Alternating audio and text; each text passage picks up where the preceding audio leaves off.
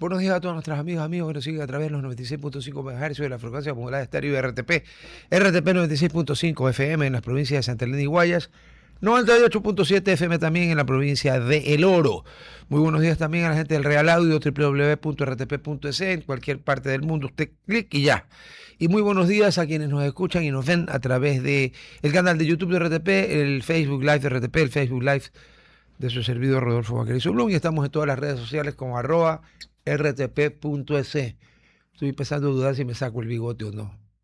A ver, lo he sacado algunas veces, así que vamos a ver. A ver, como dice el día tralala, la fecha no miente nunca en los periódicos. Es lo único que no miente en los periódicos es la fecha. Así decía el líder Atalá, pues bueno. El uno dice que hoy es jueves 4 de junio, el otro dice que hoy es jueves 4 de junio, no se habrán puesto de acuerdo para mentir, digo yo, ¿no? Así que ha de ser hoy jueves 4 de junio. A ver, el Día del Niño fue el lunes 1, martes 2, es jueves 4 de junio. Y le vamos a preguntar a nuestro invitado que ya está en este momento conectado, el doctor Juan Carlos Casinelli, si concuerda con la prensa corta, como decía el líder Tralala, de que hoy es jueves 4 de junio. Muchas gracias por la entrevista. Está en su casa, jefe. Así dicen todos los... Hoy las aplicaciones, más que los diarios, todas las aplicaciones dicen que hoy es 4 de junio, así que... Ha de ser. ¿No? Sí, debe ser. Oiga, y las aplicaciones también son cortas, como la prensa, como diría el líder Tralala. Las aplicaciones son simplemente aplicaciones. Oiga, ¿eso es un vaso pintado o usted está tomando cerveza a esta hora?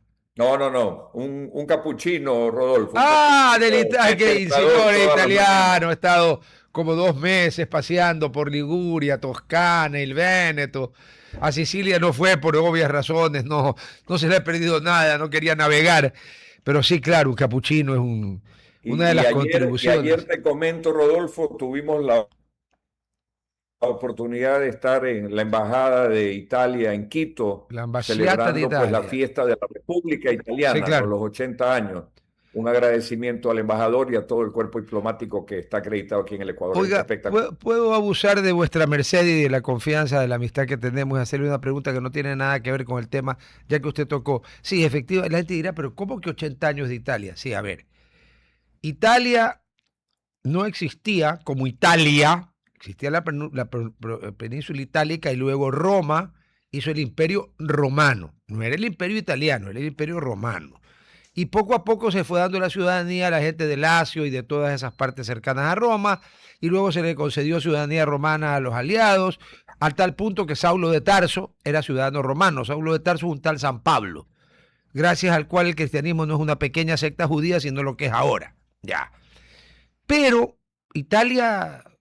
Luego los Sforza en Milán, los Medici en Firenze, toda la mafia que había en Roma alrededor de a quien elegían papa en ese tiempo, los estados pontificios, toda Italia existe desde que Vittorio Emanuele, el conde de Cavour, y en menor medida, aunque se la ha magnificado de una forma brutal y fue derrotado varias veces, Garibaldi, empezaron a cohesionar Italia alrededor de la corona de Saboya, la casa de Piamonte, que luego cuaja cuando, como parte de su intervención en la franco-prusiana, se le entrega todo lo que era ahora Venecia, porque eso seguía siendo parte de Austria, pues, ¿no? Porque antes habían logrado recuperar Milano, porque Milano la Lombardía era parte de Austria, del Imperio Austrohúngaro. ¿Qué pasó? Que cuando terminó la Segunda Guerra Mundial, hubo un referéndum en el cual el resultado fue muy, pero muy estrecho, en el cual se declaró Italia república, y lo cual hasta ahí yo no tengo, ahí no va mi pregunta.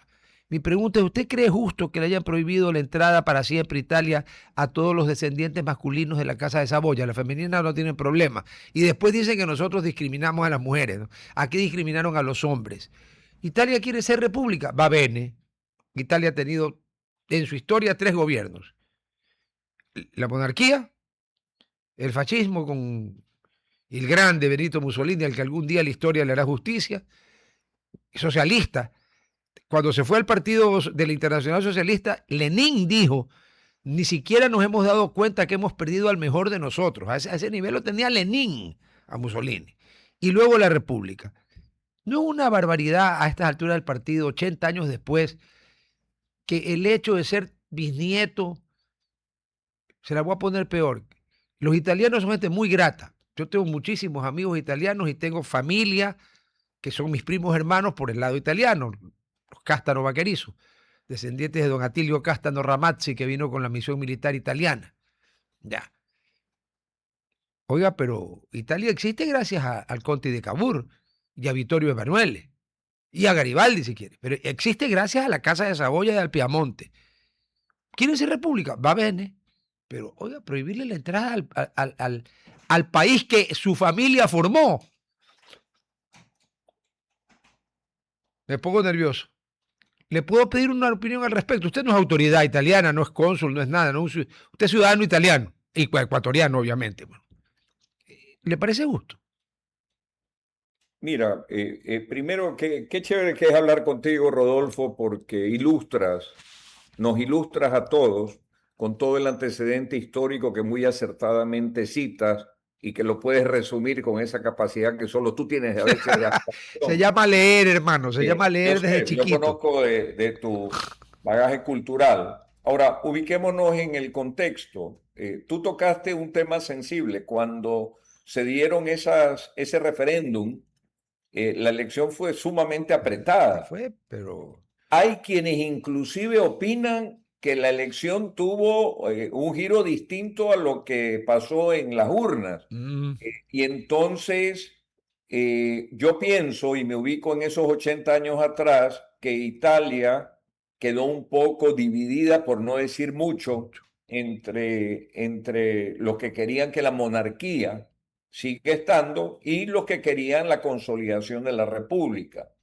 Ubicándonos también en el contexto antes de la Segunda Guerra Mundial, inclusive, tú bien lo citaste, Italia era el país de los reinos divididos, cada uno con su espacio, en lo chiquito que es, divididos y además anexados a otros países, lo que hacía que esa unificación que ordenó Vittorio Emanuele, y como bien tú lo has citado, donde estuvo involucrado Garibaldi, yo sí creo con muchos méritos que salió pues a esa conquista, justamente salió de Génova a la reunificación italiana.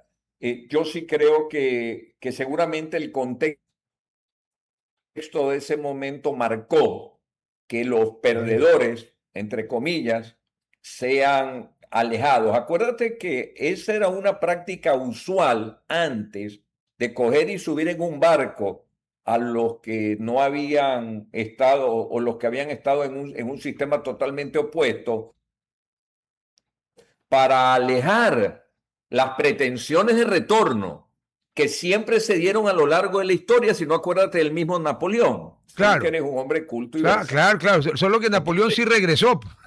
Yo sé, y por eso se lo volvieron a llevar ahora que más.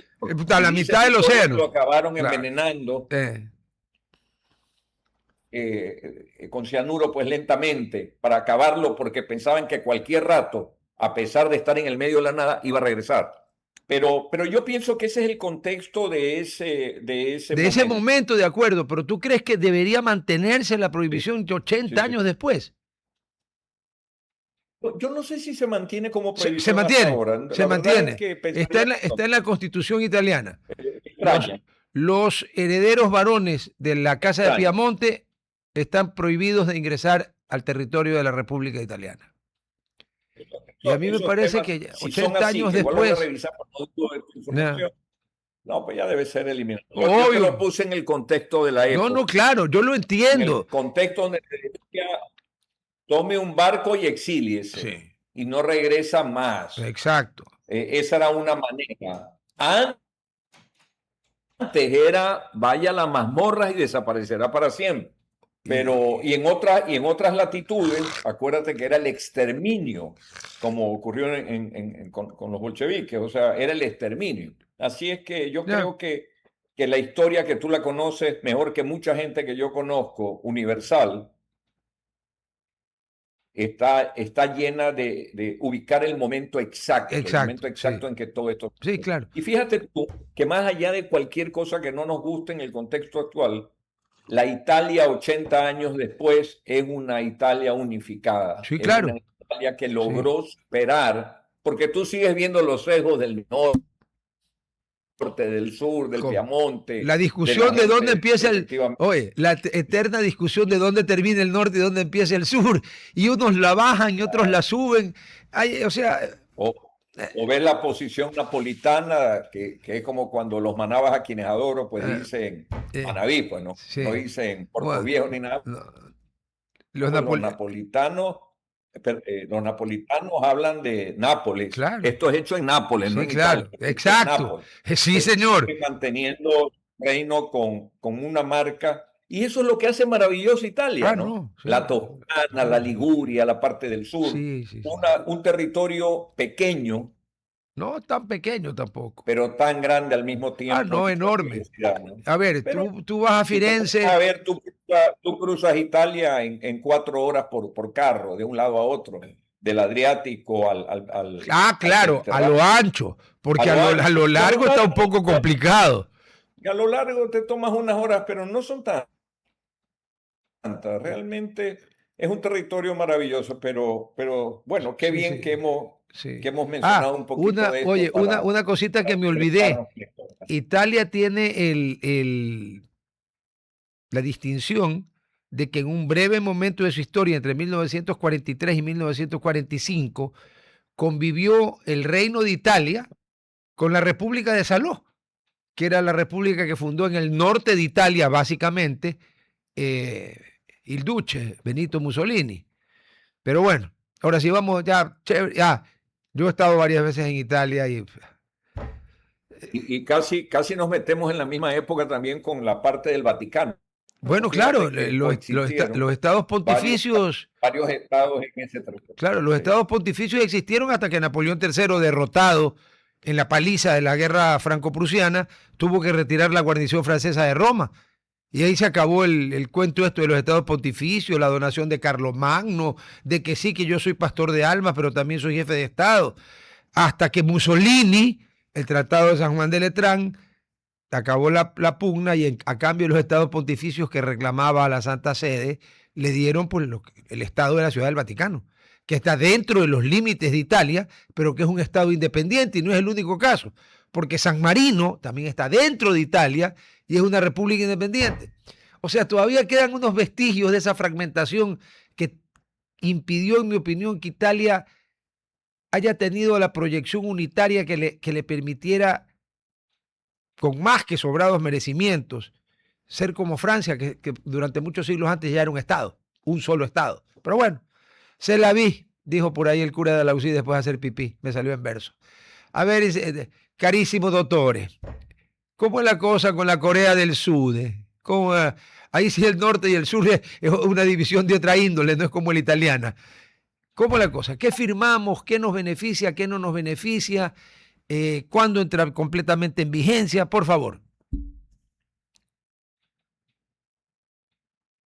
A ver, pongamos en contexto Corea del Sur. Corea del Sur, nosotros con Corea del Sur tenemos balanza comercial negativa en aproximadamente $300 millones al año.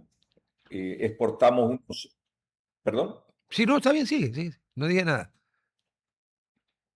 ¿Me escuchas bien? Te escucho perfectamente. Exportamos 130 millones aproximadamente según las estadísticas del 2024. Importamos un poco más de 400 millones al año. Básicamente carros. Accesorios. Claro. Siendo así, cuando tenemos una balanza comercial negativa, es importante hablar de la posibilidad de un acuerdo comercial. Este acuerdo comercial con Corea del Sur tomó bastante tiempo. Inclusive cuando tuve el honor de ser ministro de Comercio, me tocó estar liderando con nuestro equipo negociador un par de rondas, de las varias rondas de negociación que hubieron. Inclusive la logística de encuentros en esa época era complicada porque no hay esta maravilla con la que tú y yo nos estamos comunicando con la certeza de comunicación que hoy se tiene. Claro. Y entonces me acuerdo que inclusive algún encuentro lo hicimos en Nueva York porque no podía, salía muy costoso ir con la delegación a Corea, para ellos era muy costoso venir al Ecuador y finalmente se buscó un punto neutral. Me acuerdo un poco de eso. Es que es bien lejos, pues. Hasta que en septiembre del año pasado, entre Corea y cerraron... Ecuador está el Océano Pacífico, pues un pequeño charco, es bien lejos. Mucha plata en avión. Si hubieran podido ir en barco, no hay ruta. No, tenían que ser en Nueva York, olvídate. Esa es la conectividad que tiene Ecuador. En septiembre del 2025 se cerraron ya las negociaciones de manera formal. En abril, a mediados de abril de este año, la Asamblea del Ecuador, luego del dictamen favorable de la Corte Constitucional, le dio luz verde a la firma y al día siguiente, me parece que el 15 de abril, el presidente de la República firmó lo que tenía que firmar. Esa es una etapa concluida y lista para entrar. A la fecha de hoy todavía no está en plena vigencia. ¿Por qué? Porque a pesar de que está firmado, faltan unas notas que se dan entre los estados únicamente para poderle dar el primer paso a toda la formalidad. Yo te voy a dar un ejemplo, qué pena que lo tenga que decir así, pero cuando nosotros suscribimos el acuerdo con la Unión Europea y lo ratificamos lo ratificamos en el 11 de noviembre del año 2016, nosotros en aquella ocasión tuvimos la precaución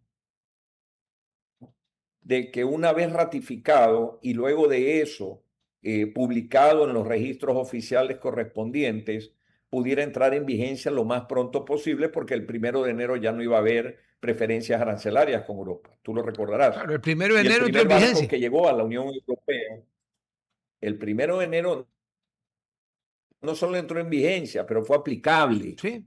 ¿Por qué? Porque tú tienes que hacer que esas notas de ida y vuelta circulen rápido y tienes que ir trabajando durante todo el proceso lo necesario para que los organismos, SENAE, ARSA, todo lo que tiene que ver con la implementación de una importación o una exportación, estén a la altura de los términos del acuerdo. Yo entendería que todo eso ha sido superado. Lo que se indica es que se espera que en el segundo semestre de este año, que ya estamos por comenzarlo increíblemente en pocos días, vamos a tener ya este acuerdo en plena vigencia. Ya, pero Juan Carlos, acuerdo importante. Oye, un punto de orden como cuando estábamos en la asamblea.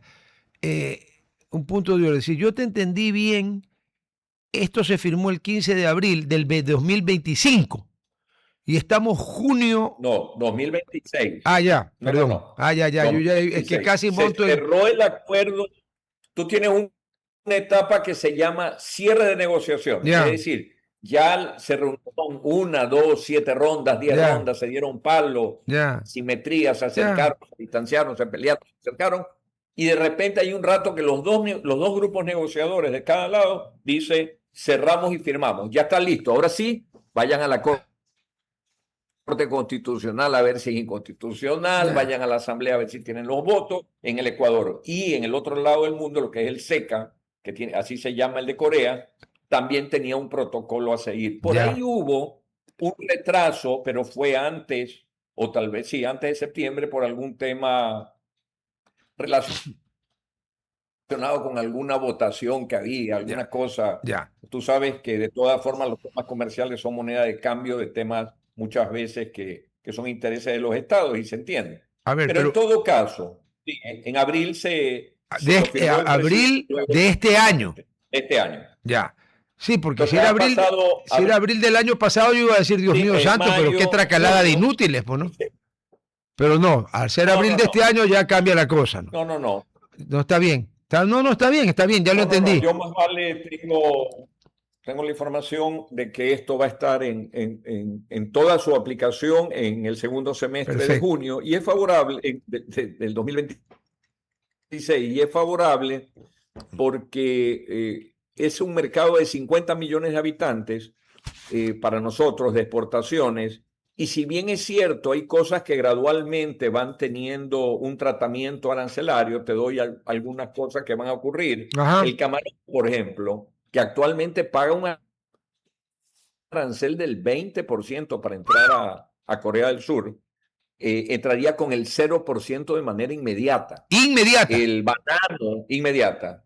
El banano, que actualmente paga un arancel del 30% para entrar a Corea del Sur, tendría una reducción gradual hasta el 0% en 5 años. Es Pero decir, una pregunta, seguramente perdóname una para el pregunta, pero 22. ¿Corea del Sur es productor de banano? No es productor de banano, sin embargo, debe tener pues algún... Tú sabes que Corea del Sur casi todo lo que consume es importado. Ah, claro, lógico. Corea del Sur es un gran importador. Sin embargo, habrá que ver por qué, cuáles han sido las monedas de cambio. Cuando yo le pongo un arancel gradual es porque Ecuador tiene una gran expectativa que eso vaya a cero lo más pronto. Pero Corea también quiere que sus carros entren no en 15 años como está en el acuerdo, sino que quisiera que sea en menos. Seguramente eso, electrodomésticos, tú sabes las cadenas grandes que hay en Corea del Sur, temas de productos farmacéuticos, acería. Corea tiene que haber negociado fuertemente y al no encontrar sino diferimientos también del lado ecuatoriano, pues le metió todo el banano de todas formas, el 30% bajarlo en 5 años es bueno. El café se espera un arancel variable, pero una eliminación a cero rápido. El atún, por ejemplo, que es importante también, aunque ellos también tienen su abastecimiento allá y productos pesqueros, una eliminación progresiva. Del lado del Ecuador en importaciones, porque mucha gente lo pregunta, dice, ¿qué pasa con los vehículos? Bueno, nosotros tenemos un tratamiento loco con los vehículos dependiendo del país, ¿no? Sí, porque la Unión Europea fueron 7 años.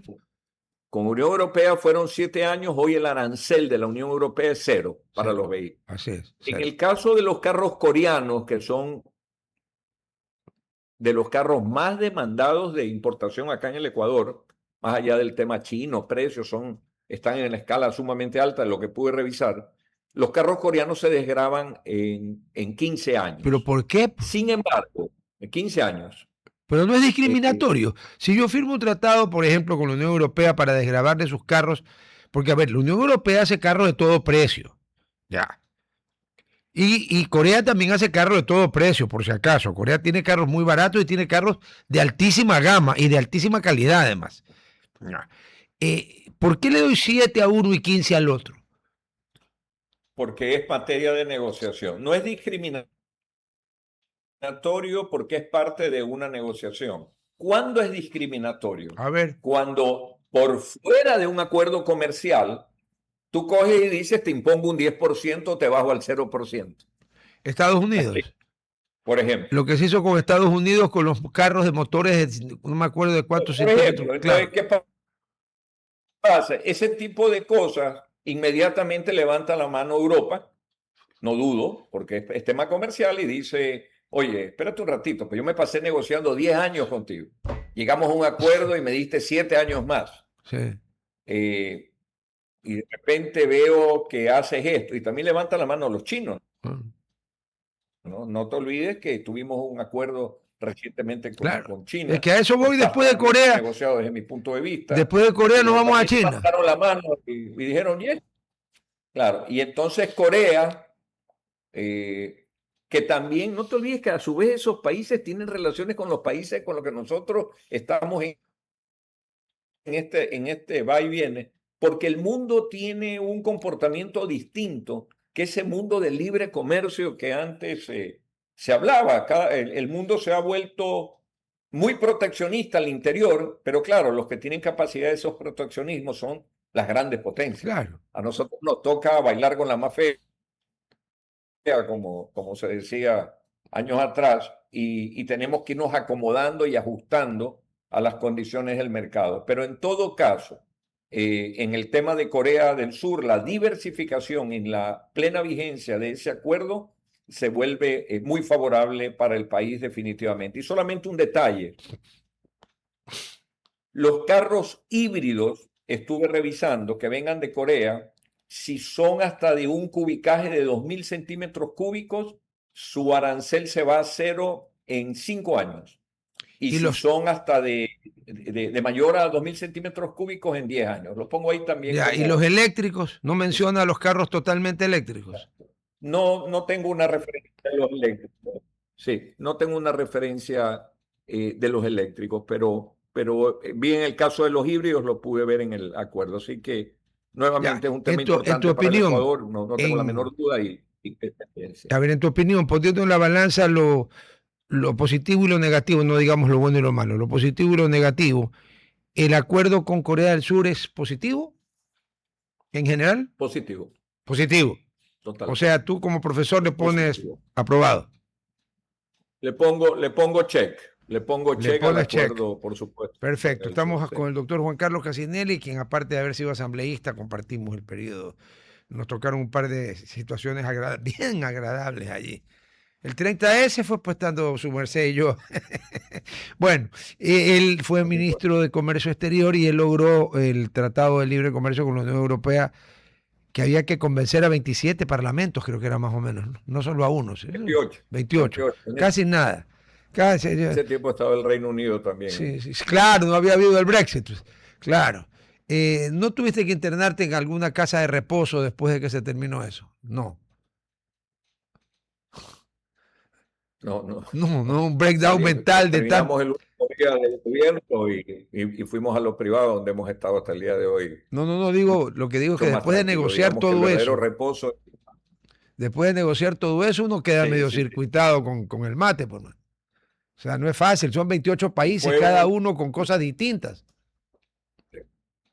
Pero muy soportado en un equipo desde el Ministerio de Comercio, muy técnico, muy eso es fundamental. Es que sin equipo no se puede, sin equipo no se puede. Es fundamental. Ahora sí, como creo que ni vuestra merced ni yo hablamos mandarín, les diré en español, vámonos a la República Popular China. ¿Cómo bypaseamos a la actitud miserable de México con nosotros? Que debió habernos dicho desde el principio, a ver, órale, ecuatoriano, órale, mira, camarón, banano y pesca, no, cero, nada. Tanto que los pesqueros le dieron al gobierno, sabe que no nos meta allí porque es peor, es mejor lo que tenemos ahorita. Pero no, nos tuvieron conjugando el verbo, eso que hacen las gallinas, creo que se llama huevo, lo que ponen, hueveando, hasta que al final nos dieron que era una línea roja. Y necesitábamos pues entrar a la Alianza del Pacífico para poder entrar con China.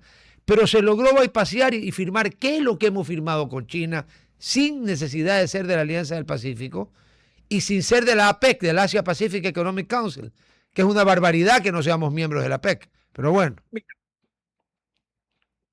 Mira, yo no le pongo calificativos a los gobiernos en materia de negociación comercial porque cada uno ala para su molino, definitivamente, igual que nosotros buscamos. Yo particularmente siempre tuve claro la actitud de México, no de ahora que se entró a hablar de este tema de la posibilidad de la Alianza del Pacífico y buscar esa ruta, etcétera. México siempre ha tenido una actitud súper proteccionista, legítima, cada uno tiene derecho a eso. Es como que nosotros pues permitiéramos la importación de bananos a mitad de precio, una cosa así, cosas de locura. No. Sí. México tuvo una actitud siempre súper proteccionista y cuando veías la balanza comercial decía, y ahora con esto de querer ir a China, a mí particularmente me parecía, y respeto muchísimo a los ministros que estuvieron, esos exministros, me parecía una ruta muy difícil de superar. Claro, tenías acuerdo con Colombia, porque para entrar a la Alianza del Pacífico tenías que tener acuerdo comercial con los países miembros. Tenías con Colombia, tenías con Perú, con Chile tenías un 99%, te faltaba México. Claro, te faltaba México. Pero México era un problema. Entonces, nosotros buscamos a México para esa negociación en circunstancias, primero que a los mexicanos no les interesa que nosotros los invadamos de camarón. Porque a pesar de que su producción no es suficiente, tienen una producción y entonces ellos ponen un límite a la compra de camarón.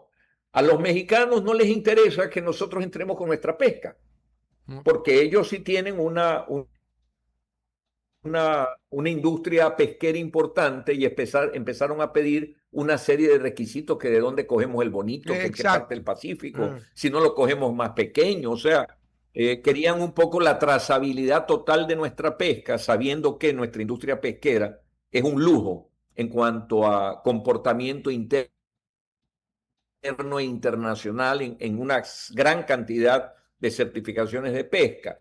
Y en el tema del banano no se diga porque ellos tienen su abastecimiento cercano de Costa Rica, de otros temas. Entonces, al final nuestros productos ganadores no existían. No. Entonces, realmente si te pones...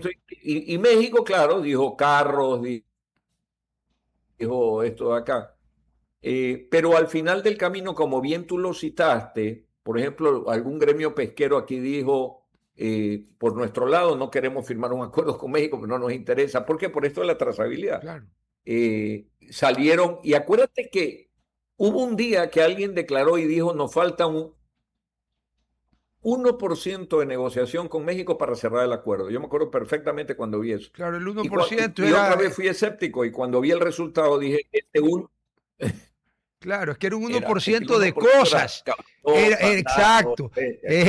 Era el 1% de cosas, pero era el... Claro, pero era un 1% que sin eso para nosotros no tenía ningún sentido. No se pudo dar. Ya. Y no se dio. No se acabó. Se pudo dar. Y entonces, ¿qué cosas han acelerado las negociaciones? Esta forma de comunicarte. Ya. Antes tenías que mandar a un equipo de 40 personas, de técnicos, de todo, fitosanitarios, expertos en esto, banano, en lo otro, y sentarte. Ahora tienes esta maravilla de la comunicación que ha hecho que los procesos de negociación se aceleren, por un lado. Por otro lado, tuviste, por supuesto, también del lado de China, la apertura para darle vialidad a la celeridad de la negociación, porque para que haya un acuerdo necesitas dos voluntades, pues las dos partes. Porque si la una parte no le interesa, simplemente ni siquiera te contestan el teléfono. Claro, como Pero dicen, en este caso se dio eso. Como dicen, se necesitan dos para bailar tango. Sí, porque bailar tango solo es medio complicado. Y lo tercero, el equipo negociador y el ministerio, quienes estuvieron ahí, me parece que estuvo Daniel Legarda también en esa época. Yo pienso que todos los ministros han tenido una destacada actuación en eso. Entraron en un esquema de un fast track, de un mecanismo de negociación acelerada, que tuvo resultados que para mí eran increíbles. O sea, en el tiempo que China se pudo cerrar y consolidar y firmar y poner en vigencia, fue un tema realmente récord. Y cuando uno va revisando las estadísticas, ve que las exportaciones, que a nosotros nos interesan tanto, la diversificación de esas exportaciones, que están concentradas mayoritariamente, como tú sabes, en Camarón, esa diversificación va permitiendo que el mango, la pitahaya, X, Y, Z productos, entrando en un pedacito de esa economía china, sea para nosotros pues, un tema sumamente importante. Así que lo de China está en plena vigencia. Tal vez, Rodolfo, aprovechar un poquito el tiempo para no descuidar Canadá, ¿no? A eso Canadá es un tema antes de entrar a Canadá, dime una cosa. Sí. Entiendo que China nos hizo un fast track por razones más bien de geopolítica y aumentar su presencia en Sudamérica, porque para un monstruo de 1.400 millones, un mercado de 18 millones, oye, perdóname, pero Shanghai tiene el doble de habitantes que todo el Ecuador, más o menos. Una sola ciudad. O sea, yo he estado en China varias veces y eso es de locos, o sea, es de locos. Entonces, pero bueno, pero se formó, se firmó, está en vigencia una pregunta. ¿Y los carros chinos cuánto tienen de tiempo de desgravamen? Los vehículos chinos. 15 y 20 años. O sea, todavía más que Corea. Sí, 15 y 20 años. Pero ya. Pero tú sabes que el carro chino tiene esa característica increíble, tal vez por la economía de escala, por la forma de producción, que a pesar de estar pagando aranceles ya hoy en día, digamos, del 32, del 30%, tal vez 10 puntos, pero 30 puntos sobre Europa, etcétera. es el carro que cada vez tiene más crecimiento de venta en el mercado, ¿no? Por precio y calidad. Y te digo una cosa, pero China hace carros China hace carros para todos los bolsillos y para todos los gustos. Hace carros muy baratos y hace especialmente SUVs que no le piden favor ya a ningún SUV coreano. Tú tienes uno. Yo tengo uno, yo tengo un FAO Bastion y ¿sabe qué? Es un carro espectacular. Espectacular. Esa visión que tenemos como la que se tuvo con Japón en alguna época y con la misma Corea, de que eran subproductos de producción, con la misma Alemania después de la guerra. El Made in Germany, el Made in Japón no eran sino sinónimos de una calidad inferior, no de una calidad superior después de la guerra. No te olvides que fueron países perdedores en la guerra. Claro, pero que en pocos años convirtieron de nuevo el Made in Germany en lo mejor del mundo, como era antes. Tú te vas a acordar cuando llegó el primer carro coreano aquí, no voy a decir la marca. No, yo sí me acuerdo. Como un subcarro. Yo me acuerdo que el primero fue aquí en Ecuador. Como yo soy algunos años mayor que vuestra merced, usted no se va a acordar, pero cuando empezaron aquí a llegar los carros japoneses, la gente se burlaba. Literalmente se mofaban. Y si alguna persona de cierto estrato socioeconómico se compraba un carro japonés, lo vacilaban, le preguntaban si era el carro de la moza, o sea, más o menos así era la cosa. Un desprecio total, hasta que como en este programa se pueden mencionar marcas sin ningún problema, pues yo no tengo ni complejos ni estupideces, hasta que de repente descubrieron que la famosa Datsun 1000 y el Datsun 120Y, a tal punto llegó la penetración que el 90% de los ecuatorianos creía que Datsun era la marca. No. Datsun es un modelo que ya no se hace de la Nissan y que era la contracción de dos palabras japonesas, Dato-san. Dato es automóvil, el carro, san es señor. ¿Qué era el Datsun? El carro del señor. Ya. Pero se burlaba pues la gente. Ahora anda, búrlate pues del Toyota, Mitsubishi, Subaru, Nissan, etcétera. Anda, búrlate. Vas a dar al Instituto de Neurociencias o porque tienes un problema mental grave o porque tienes un problema de imbecilidad grave. Con Corea pasó lo mismo. Y con Corea sí tuvo un problema. Una de las marcas que primero entró desapareció del mercado, ¿no? Fuera. Pero anda, búrlate pues además es un holding, son la misma cosa. Hyundai Kia. A ver quién se burla de un Kia. O yendo al Japón, que te vas a burlar de Toyota, que hace Lexus, que es un carro de primer nivel que compite a veces, según el Consumer Report, con puntajes arriba de los mejores carros europeos y americanos. A ver, pues. Somos unos acomplejados, eso es lo que pasa. Ahora, lo que yo he podido leer, solamente para el tema de China nuevamente, es que su misión industrial es salir de este estigma de que tienen productos de todos los precios. Es decir, ellos, por lo menos en lo que he leído, que es su plan para el 2030, sus productos son del mejor precio con la mejor calidad. Esa es un poco la visión china. Sus productos no tienen por qué ser despreciados por calidad y cada vez se ve más. A mí me cuesta identificar un carro chino que sea el uno buena calidad y el otro mala calidad. Los que veo, todos son muy uniformes. Claro, todos esperamos que pasen unos años. Claro.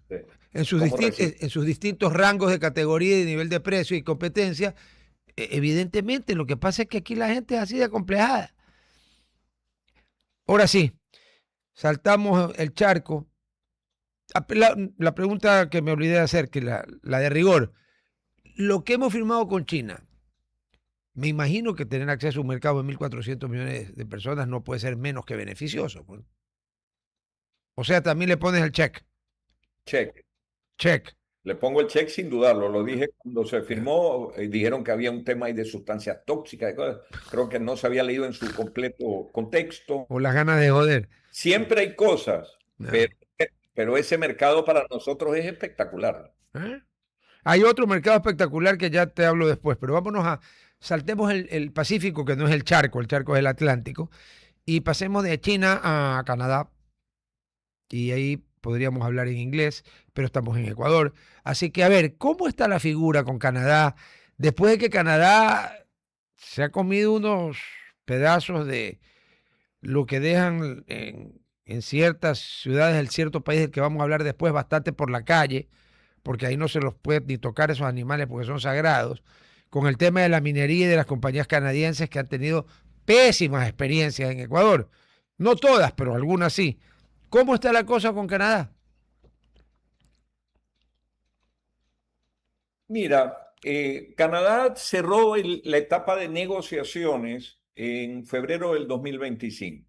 Es decir, cogió y 25. dijo, ya hemos negociado 2025, en Ya. febrero del 2025.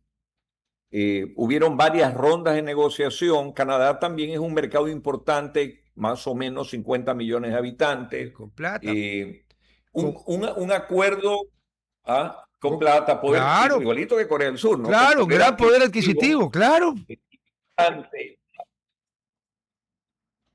Y a principios de este año se estuvo ya revisando el texto, es Ya. decir, ya las partes dijeron, ya cerramos esto, vamos a ir formalizando. ¿Qué es lo que tiene que hacer el Ecuador? El Ecuador tiene ya que pasarlo por su Corte Constitucional, tiene que pasarlo por la Asamblea para estar listo para su firma y su plena vigencia. Está un poquito más retrasado que el de Corea, pero yo te diría que al igual de Corea, que es una puerta adicional al Asia, el de Canadá es sumamente importante. ¿Por qué? Porque en el caso de que entre ya en plena vigencia, prácticamente el 95% de los productos que exportamos a Canadá entrarían con 0% arancel. O sea, hoy en día el arancel con Canadá no es alto. Están entre el 5, el 10% la mayor cantidad de productos, pero entrarían a ser del 0% arancel. Entonces, eso nos permitiría mejorar las exportaciones y ahí sí debo resaltar que en cambio con el Canadá nosotros tenemos balanza comercial positiva. Sí. Es decir, nosotros exportamos casi 900 millones de dólares, me parece, al año ¿En qué? e importamos unos 460. Mira, hubo un crecimiento entre el 2023, 2024 y seguramente se va a reflejar también en las estadísticas del 2025. De 300 millones en exportaciones pasamos a 900. ¿Tú sabes en qué? En minerales, Ah, claro. en A ver, cobre, en Canadá, te distintos tipos de refresco. minerales. Es decir, Población de Canadá, 40.486.000. Pero tienen plata. uh-huh. Ya. Es un mercado Sí. muy con un PIB, con un nivel de ingresos muy alto, porque el PIB a veces es mentiroso por el tamaño de la población. El PIB de China, ¿cuál es? Si son 1.400 millones. Es un problema. Pero a ver, o sea Claro. que con Canadá Tenemos tenemos balanza a favor. balanza comercial positiva, sobre todo por este impacto De de los últimos minerales. 2 años de minería. Y eso va a ir creciendo. Con Corea del Sur sí que la pegaste casi exacto. Son 51.620.000. Sí, sí, sí. Yo quise ubicar los dos en un promedio de 50 para que se Pero tenga una los idea dos, del pero mercado. sumando los dos te da un promedio de 45.5, así que está bien. Sí, y además gente con plata. No es lo mismo 45.5 Canadá que Bangladesh. Eso es importante porque, por ejemplo, cuando el Ecuador ve los países del Báltico, Estonia, te das Letonia, cuenta que Lituania. Noruega, Islandia, son países con alto poder adquisitivo que en cambio te piden valor agregado. O sea, te piden banano orgánico, te piden la mermelada con cacao ahí mezcladita y están listos a pagar el precio Ah, que sí. es un mercado exquisito, delicatessen, que requiere del Ecuador un esfuerzo de transformación que ya la viene haciendo en varios productos líderes, tú sabes, que ingresan, pero sí, pero el mercado canadiense, al igual que el asiático, en el caso de Corea del Sur, para nosotros son muy importantes y esperemos que en el segundo semestre de este año estén en plena aplicación para diversificar de mejor manera siempre nuestra canasta de exportación y también de provisión, ¿no? Por Te iba supuesto, a preguntar, y perdón, Canadá es ¿qué industrializado. nos Sí. vende Canadá? A ver, ya quedó claro que nosotros pegamos el salto por el tema minero. ¿Y qué le compramos a Canadá? Sabes que principalmente materias primas para temas farmacéuticos, equipos médicos, básicamente eso, temas industrializados muy pocos, pero sí, lo que nosotros hacemos es exportar lo que te estaba diciendo. Déjame ver si tengo aquí algún dato adicional, pero no lo tengo. Tengo más lo que exportamos, que como siempre es la misma canasta básica, pero importante para el Ecuador, ¿no? A ver, Juan Carlos. Ya, entonces con Canadá estamos en espera de que ¿ya la Corte Constitucional dio el dictamen o todavía falta el dictamen de la Corte Constitucional antes de ir a la Asamblea? Todavía no ha pasado eso. Estamos en espera de eso de ahí. Bueno, que los 9 genios se apuren, pues. Mira aquí. A ver. ¿Ah? ¿Encontraste? No. Entonces vámonos. Por aquí.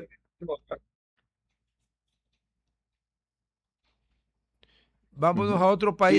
Sigue nomás. Vámonos a otro país con el que entiendo no tenemos iniciado ningún tipo de conversación para cualquier tipo de tratado de libre comercio con el nombre que se le quiera dar. Entiendo que el primer acercamiento grande que se va a hacer con ese país, que es la Federación India, va a ser la compra de medicinas, porque la Federación India probablemente fabrica más medicamentos genéricos que el resto del mundo junto. Esa es una de sus especialidades. La otra es que Bill Gates fundó en la India el Silicon Valley 2. O sea, tienen un tema de avanzadísimo de tema de computación, porque la India tiene una historia que muy poca gente conoce, pero lo que nosotros conocemos como los números arábigos, en contraposición con los números romanos, son tan arábigos como tú y yo somos rusos. Son de origen de la India. Los famosos números arábigos son originarios de la India. Y la India tiene su cultura y civilización, ha tenido siempre un avance en matemáticas impresionante. Por eso Bill Gates, que de Gil no ha de tener pues un pelo, no creo, mandó ahí, tienen una brutalidad de desarrollo en lo que se especializa el señor Gates, creo que es sembrar a apio, ajo y zanahoria. No exactamente, pero en eso están. ¿Por qué? A ver, la India ya solo como India pasó a China en población, pero la India, lo que era la India cuando era colonia británica hasta 1948, comprendía lo que hoy es India, más lo que hoy es Bangladesh, que cuando se separaron era el Pakistán Oriental, y más lo que hoy es Pakistán. O sea que a los 1.470 millones que ya son, hay que sumarles 200 más o menos de Pakistán y como 50 o 60 de Bangladesh. O sea, es largamente más poblado que China. ¿Por qué nunca nos interesó? Bueno, te comento, primero déjame, ya encontré el dato de Canadá, solo para precisarlo. Principalmente fueron cereales los que importamos de Canadá, claro. El trigo, también. Claro. Trigo, esa se nos había escapado. Claro. Acuérdate que nosotros que éramos productores alguna vez de trigo. Pero chiquito. Claro. Pero claro. Lo gracioso es que le compremos a Canadá. Son dos historias. Oye, que le compremos a Canadá, que está un poco lejos, y en cambio no le compremos a Argentina. Es otro gran productor de trigo.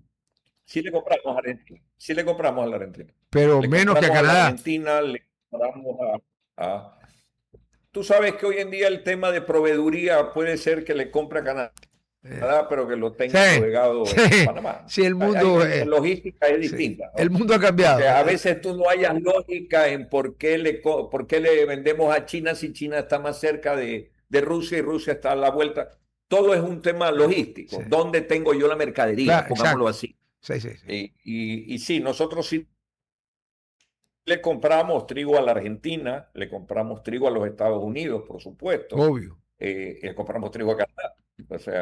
O sea, y también vi pues que hay una gran cantidad de importación de derivados de petróleo. Fíjate tú, seguramente aceites, algunos combustibles refinados y fertilizantes que acaban siendo también derivados. Del petróleo, claro. Entonces, es por ahí, petroquímica y materia prima para muchas cosas, ¿no? Cuando hablamos de trigo. Sí, no que envidia, ¿no? Nosotros... Eso con Canadá.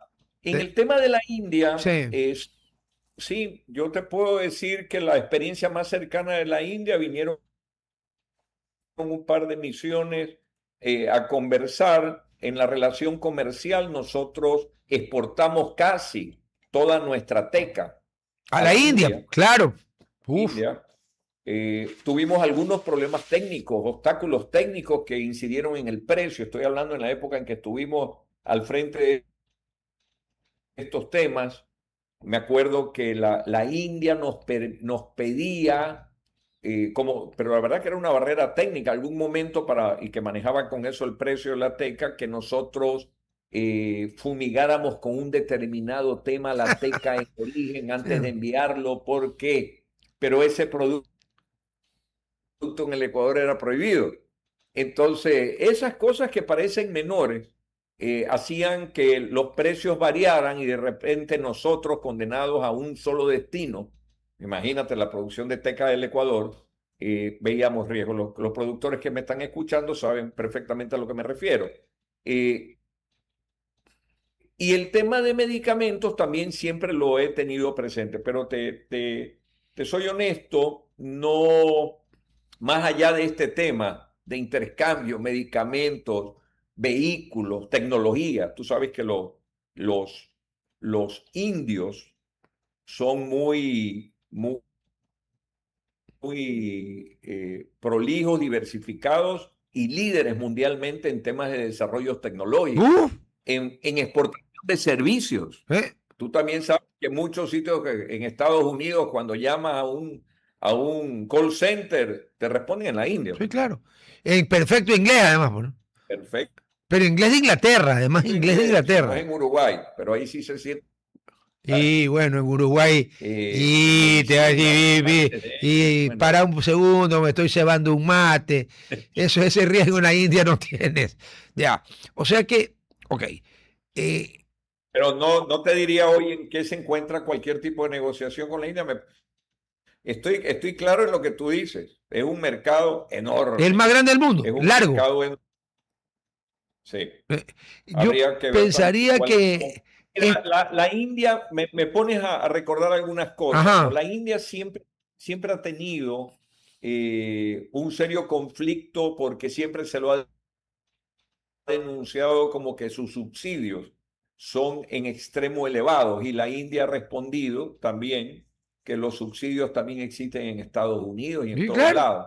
Entonces, me da la impresión que a la India la han llevado a paneles algunas veces. Tal vez son súper protectores de muchas cosas, pero eso no quiere decir que no sea un tema a tratar para buscar oportunidades. Siempre hay algo que necesita cada país. Una pregunta, en tu opinión, ojalá que suceda porque necesitamos las medicinas a gritos. En la hipótesis de que esta negociación aparentemente, que espero sea de gobierno a gobierno, de comprar un lote importantísimo de medicinas de la India. En la India hay laboratorios muy buenos y obviamente hay otros. Entonces hay que ir a comprarle a los muy buenos, no a los otros, ¿no? Ya basta de pendejadas, ya, porque estamos hablando de medicinas.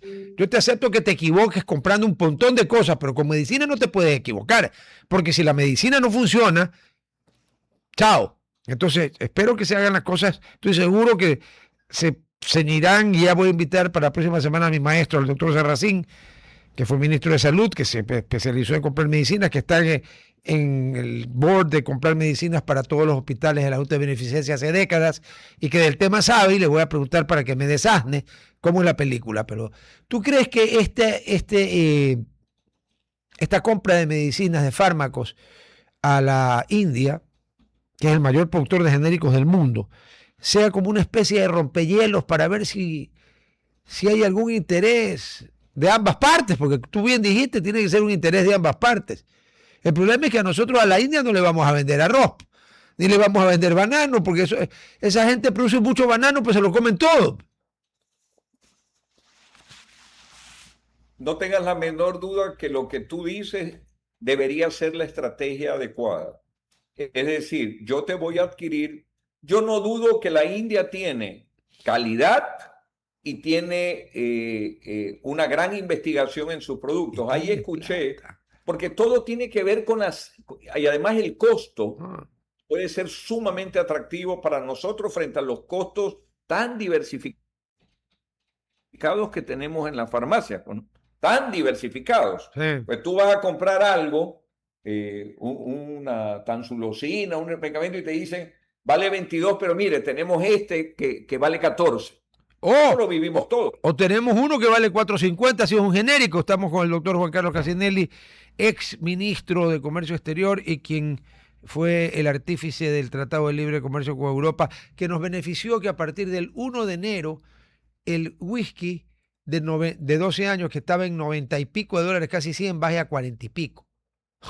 Y que la ginebra, que andaba por 80, baje a 20 y pico. Tanto que la ginebra, que en Ecuador se hace muy buena ginebra, por ejemplo la Crespo, excelente ginebra, tuvieron que bajar de precio, porque hubo un momento que la ginebra inglesa estaba más barata, pues que dijo, ey, no vamos a vender nada, y tuvieron que bajar de precio. Muy buena esa ginebra, por si acaso. A mí no me gusta el gin. Pero no dejes posicionar esa idea. El tema ganador, más allá del tema que tú bien dices, del tema de los licores, el tema ganador es que pasamos de casi 2.200 millones de dólares en exportaciones anuales, hoy en día a más de 4.500 millones de dólares anuales. El doble. No quiero hablar de la importación de los licores para que no haya una distorsión y la ciudadanía diga, o sea, y aún así sigue siendo caro, lo dejo ahí. Hay sitios donde yo a veces voy a ver una botella de vino europeo que entra sin arancel y sé exactamente el precio que cuesta en Europa y de repente veo que aquí cuesta 3 veces más. Pero, y yo digo 300% más. No, eso es una explicación, pero eso tiene una explicación, pues, carísimo, comendatore. La misma explicación que cuando, a ver, mi hija menor estudió en la Argentina, psicología en la Universidad Católica, en la Pontificia Universidad Católica Argentina, y en Puerto Madero, en Buenos Aires. Yo me iba 2 veces al año a verla y comía y bebía, pero como, ya te imaginarás, ¿viste? Comía y bebía como Heliogábalo. Y cuando regresaba al Ecuador no podía pisar un restaurante 3 semanas porque sentía que me estaban robando. Y ejemplos por ejemplos.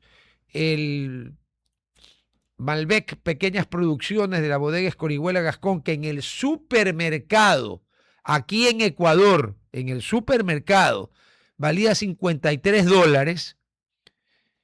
Yo una vez que fui a la Argentina con mi hija, nos fuimos a Piegar y Carnes y pedí justamente para acompañar un cordero lechal patagónico, que es una maravilla, una botella de esas, y el mesero me dijo una muy buena elección. Bueno, aquí, si tú vas a un restaurante a pedir, primero que no lo tienen, y segundo que en caso de que lo tuviesen, si lo pagaron a 53 en el supermercado, te van a cobrar de entre 120 y $150 por la botella. Es un margen de utilidad que yo sé que todos los defensores del libre mercado dirán, pues cada uno es libre de pedir el vino que quiera porque hay de todo precio. Pero yo a lo que voy es que es una práctica comercial estúpida, asaltarte con el precio de algo esperando que tú seas un imbécil o un ignorante que no te das cuenta que te están robando. Yo a un sitio donde me pretenden robar así no regreso, porque no hay derecho, pues el triple no hay derecho, pues compadre. Ya, 300% de utilidad, ¿qué pasó? Pero bueno, esa es la explicación. Sí. En Santiago de Chile, cuando fue esta copa que se jugó allí, no, que quedó campeón Alemania, justo antes del Mundial en el que hizo el primer papelón, el 2017. Al día siguiente también había elecciones y jugó la final Chile contra Alemania. Así que la ley seca la extendieron hasta las 11 de la noche para que la gente, o sea que en Chile, pues todo el mundo toma vino. Bueno, yo cogí, cuando vi el precio que tenía selección del directorio de Santa Elena con nombre y apellido, ¿ya? Cogí 6 botellas. Porque con lo que pagué en el supermercado en el 2017 en Chile por 6 botellas de selección del directorio de Santa Elena, Aquí no, creo que alcanzaba a 2. Entonces tampoco puede ser, pues, hermano. O sea, está bien el libro. No pueden robar así. De la entrada en vigencia en que bajaron los precios de la importación de licor de Europa, de una manera extraña también bajaron los precios de los vinos argentinos y chilenos. Es que si no, Burundanga. Claro, pero bajaron sustancialmente. Claro, pero es que, a ver, hermano, además que creo que hay un mérito de los importadores de ciertas marcas, especialmente españolas. Pero, por ejemplo, y te lo recomiendo a ti que te guste el vino. El vino es rosso, señores, no, es rosso, nada de que bianco, no, el vino es rosso, ecco, grande, grande. Este buque español no es Ribera del Duero, no es Rioja, es Valdepeñas, que tampoco es una mala región, es un gran reserva, o sea que implica un buen tiempo en barricas y un tiempo en botellas, y yo creo que se sobreestoqueó un lugar donde lo venden, que no voy a decir el nombre para que no vayan a después darse cuenta. Bueno, pero con cierta frecuencia, ese gran reserva tiene 47% de descuento y tú consigues un gran reserva, Valdepeñas, en $14. Entonces, si los argentinos y los chilenos no bajan los precios, ¿sí saben cuánto vino iban a vender? ¿No? Como ni uno. Ahí está la explicación. Así. Y ahora hay un montón de vinos italianos de todo precio, pero hay vinos italianos que, cuando yo almuerzo, tú sabes que yo vivo solo, cuando yo tomo mi prescripción médica, 2 copas de vino todos los días, por si acaso. Oye, yo he conseguido Primitivo de Puglia, $8. Oye, es un vino, o sea, no es un vino para invitar para deslumbrar a nadie, pero para tomármelo yo solo. Usted tiene que ser un imbécil para ir a pagar $30 cuando hay un Nero siciliano, buenísimo, $8.50. Nero de Ábola. Nero de Ábola. Sí. 8.50, comendatores. Sí, sí. Y usted sabe, pues, que así como en Argentina y Chile, en España y en Italia, comer sin vino es herejía, ¿no? Y ya, si no hay plata, agua. Sí, ahí es muy interesante en esa materia ver cómo Italia, primero sabes que tiene pues 4 veces más denominaciones de origen que España. Poco a poco se va introduciendo cada vez mayor conocimiento para entender lo que es un vino de Montepulciano, o un vino del sur, o un vino del Piamonte. O un Barolo. Pero definitivamente no es un tema Barolo. Hay de precios, hay de todo. Porque en Barolo hay precios escalofriantes en Barolo. ¿Ah? Sí. Pero te digo, hay precios de todo. Pero en el tema de la cultura, de la gente que le gusta, como a ti, a mí también lo debo manifestar, combinar, maridar sin ser tan extravagante, porque yo no soy extravagante, me gusta un vino tinto y tú lo sabes, pero no es un tema de precio. No. Y aparte que... Es un tema de que uno encuentra dónde está lo que le gusta y lo va... Definitivamente no es precio. Hay calidades, lo que tú dijiste, los vinos del sur son vinos exquisitos, ¿no? Con muy buenos precios. Buenísimo, y claro, y son a muy buenos precios, porque los del norte son buenísimos, pero son un poquito más caros también. Será porque también en el norte hay un mayor poder adquisitivo que en el sur, en Italia, en general, ¿no? A grosso modo. Porque en el norte están las cepas nobles, ¿no? Claro. Tienes el Chianti Nobile, tienes el Montepulciano, tienes, o sea, que son vinos de altura. Claro. De una mayor altura. Claro. Donde estaban los vinos de los papas y de la monarquía, ¿no? Los lugares selectos, 500, 600 metros de altura, que a diferencia de cultivar en la zona más volcánica, llamémoslo así. Claro, sí, claro. El suelo calcáreo no te va a ayudar tanto. Y un tip, para quien compre un vino italiano, fíjese alrededor de la tapa o en la etiqueta, si no tiene, a ver, si le ponen indicaciones geográficas, muy bueno no es. Malo no es, pero tampoco es muy bueno. Ya. Pero si usted ya tiene un DOC, que es Denominazione d'Origine Controllata, y si tiene un DOCG, que es Denominazione d'Origine Controllata e Garantita, y viene con un sellito que dice Ministerio de la Agricultura y la Foresta, ahí está comprando un vino de mayor calidad. Y hay vinos que tienen un DOCG y no son caros. Eso es lo más increíble. Así es. Pero bueno, mi querido Juan Carlos, ha sido un placer tenerte. Ahí tienes un buen indicador de algo de calidad y buscar un mejor precio. Así es, sí. Bueno, como siempre, muchísimas gracias por estar con nosotros. Te mando un gran abrazo y salute. Salute. Nos quedamos con esta conversación en la parte final con ganas de volver a degustar. Ah, sí. Hay que coordinar. Hay que coordinar, hay que coordinar. Pendiente para, como dicen, para hablarlo por interno. Sí, para ver qué sí, porque aquí no. Okay. Un abrazo, hermano. Gracias. Dale, que tengas un gran día. Gracias Igualmente. a toda la audiencia. Gracias, comendatore. Bueno, veamos qué hora es, porque ayer no lo quiero volver a exponer a Gerhard, que tenga que luchar a brazo partido para que no me tiren una bomba de azufre. O sea, ya le van a descoyuntar el hombro, o peor aún, la secretaria de Defensa le va a decir a la consulesa que le tire una maldición. Así que no. Me quedan 3 minutitos. Venga usted un segundito.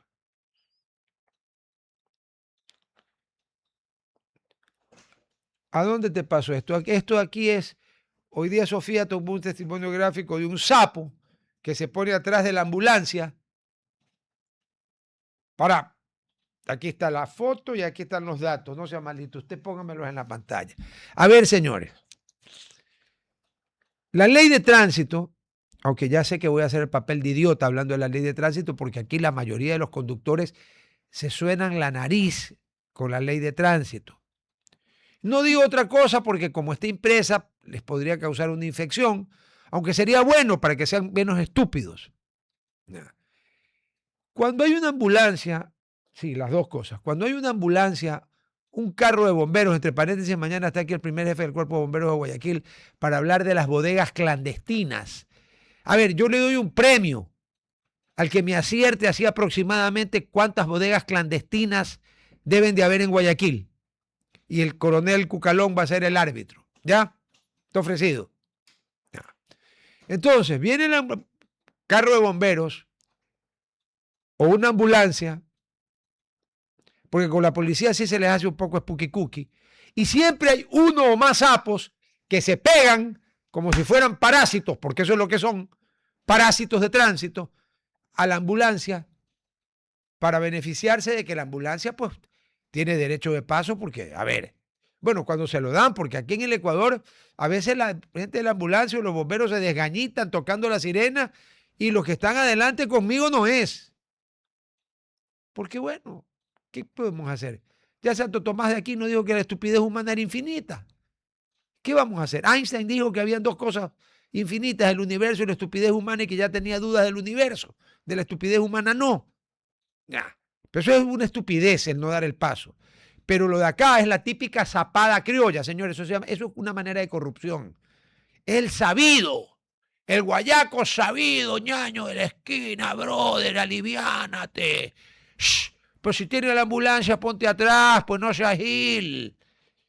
Aunque de verdad lo que le dicen es no seas cojudo, ponte atrás y vas a ver cómo va rápido. O como en el carretero a la península, a la provincia de Santa Elena ahora, que cogen y se meten cuando hay mucho tránsito por el carril que está un poco casi afuera ya topando tierra, pero se meten por allí, no uno, un montón.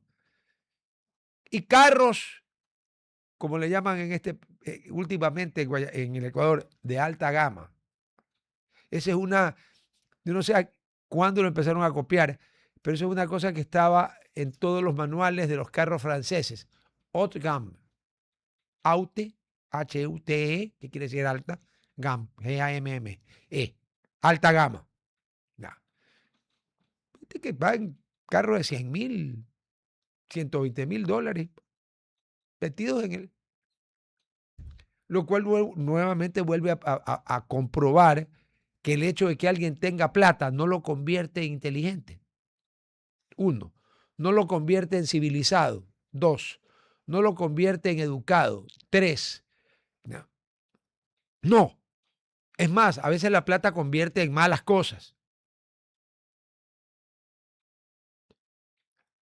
Cuando yo fui intendente de compañías, encontré para mi horror de que casi todos los problemas tremendos entre socios de una compañía eran entre hermanos o entre hermanos y primos. Me van a decir, claro, porque aquí las compañías en su enorme mayoría son familiares, sí, pero la desproporción era brutal. Ya. Entonces, ¿me tienes eso allí? A ver, pónmelo. Ponme primero la foto del carro, de la ambulancia y el carro. Esto es de hoy día, fresquito. No, la otra.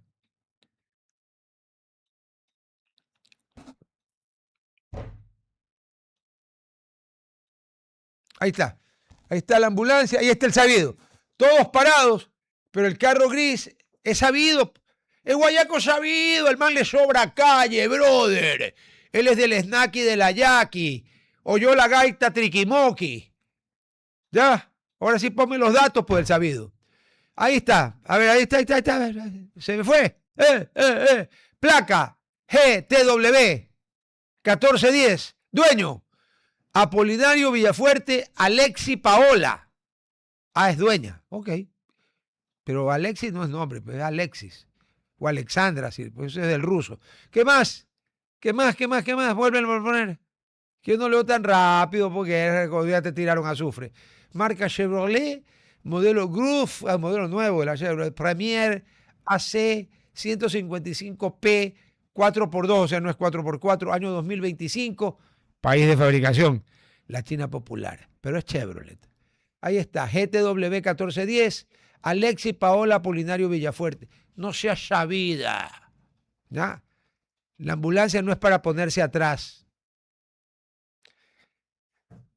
Tentado de darte la gabardina, pero te salvaste porque eres mujer.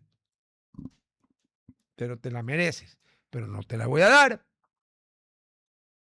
Si te vas a resentir porque no te la doy, pues resiéntete. Llora. Pero uno no se pone atrás de una ambulancia para ser sabido. Hasta mañana. RTP. Inicia